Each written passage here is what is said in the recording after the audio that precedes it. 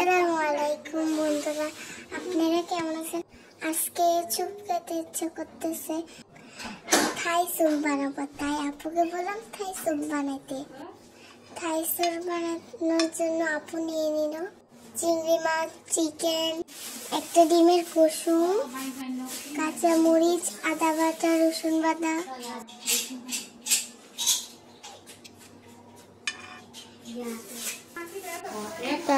তারপর আপু টমেটো, তারপর নিল হট টমেটো সস।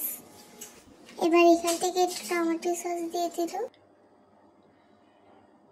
তারপর সবগুলো একসাথে মিক্স করে নেবে। ও এখানে তো কিছুটা সয়া সসও দিয়েছিল, 2 চামচের মতন সয়া সস। ঘন করার জন্য কর্নফ্লাওয়ার দিতে হয়, বাট বাসায় কর্নফ্লাওয়ার ছিল না, তাই আপু চালের গুঁড়ি দিয়ে কর্নফ্লাওয়ার বানিয়ে নিল। তারপর এটা পানিতে মিক্স করে দিল। সামান্য লবণ আর গোলমরিচের গুঁড়া দিয়ে দিল।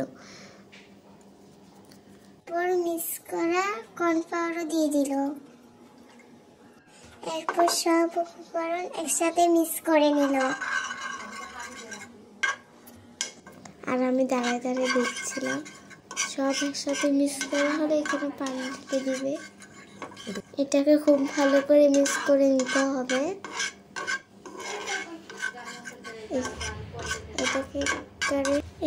এটাকে একেবারে ভালো করে মিক্স করা হলে পরিমাণ মতো পানি দেওয়া হবে।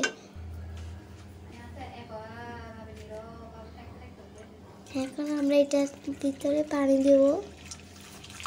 পানি দিয়ে আবার নেড়ে চুলায় বসাই দেব। দেন আবার একটু ভালো করে মিক্স করে নিব। পানি মিক্স করালে হাই হিটে চুলায় জ্বালিয়ে এতে সন্ধ্যায় গরম গরম স্যুপ খেতে কি যে মজা। কখন হবে? আমি একদম ঝাল খেতে পারি না, তাই মরিচটা কম দেওয়া হয়েছে। আমি ওয়েট করতেছি কখন রান্না শেষ হবে। এবার নেড়ে দিয়ে ঢাকনা দিয়ে দিল। ভালো করে মিক্স করতে হয়। আম গন্না ইট। আমি একদম ঝাল খেতে পারি না।